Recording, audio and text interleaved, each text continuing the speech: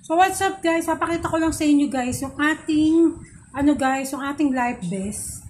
Ito yung life vest natin guys. So nagre-ready na tayo kasi guys. No, kasi dito nakatira kami dito malapit sa dagat. Kaya kasing sobrang lapit namin sa dagat.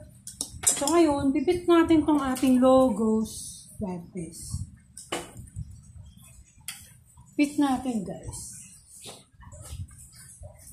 So ayan. Hirapan tayo sa buhay natin. Kalang, hirap ah. So ito guys, pinit na natin. So kasyang-kasya sa atin guys.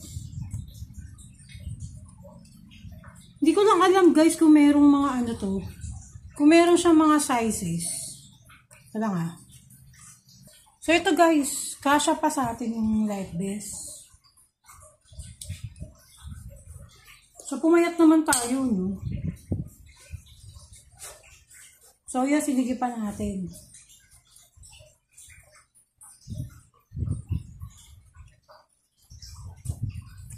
So, maganda talaga tong life vest na to, guys. Sobrang kapal niya talaga. Ang kapal ng foam nito, yung pinaka-foam niya, sobrang kapal. Talaga, ang kapal ng foam. Kasi kapal talaga nung kakilala ko na nagbebenta na namin. Ito, floating vest. Ito yun. Tapos, check ko lang, 100 cm. Tapos, basta ito yun. Hindi ko lang alam kung may mga size to.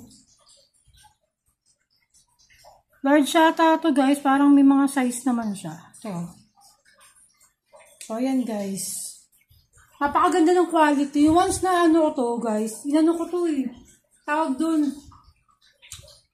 Pinost ko to sa Facebook. Tapos, mayroong nakakitang babae guys na taga Boracay. Sa Boracay siya nag-work guys. So, syempre, di ba, lagi siyang nasa, di ba, nakasakay sa mga ano doon. So, kailangan niya ng life vest guys. So, sabi ko, di ako nagbebenta. Pero sabi ko maraming, nakita niya kasi yung mga stock ko na ganitong life vest.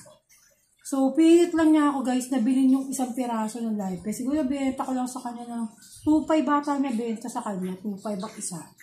Gano'n, kasi nakita niya yung quality. Kasi talagang makapal. Yan, makapal yung quality, guys.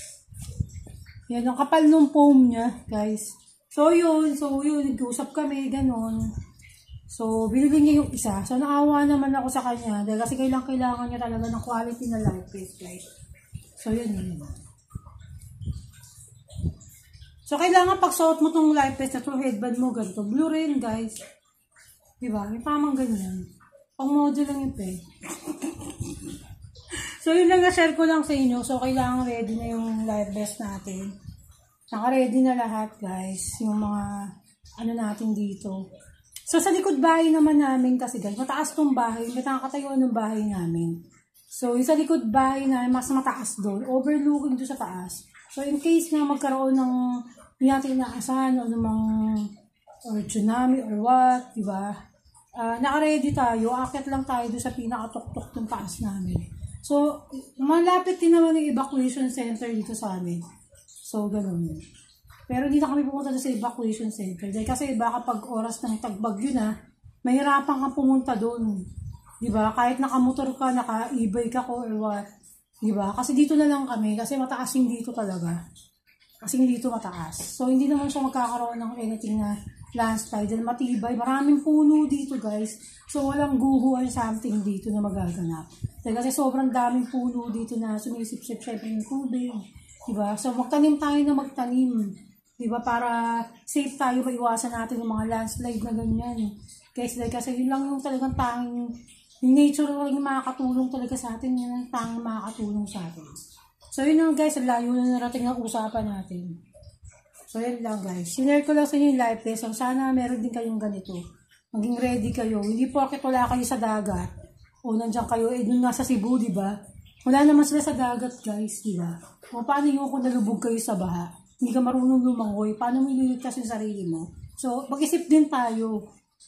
Mag-isip tayo, guys, kung paano natin sasagapin yung sarili natin.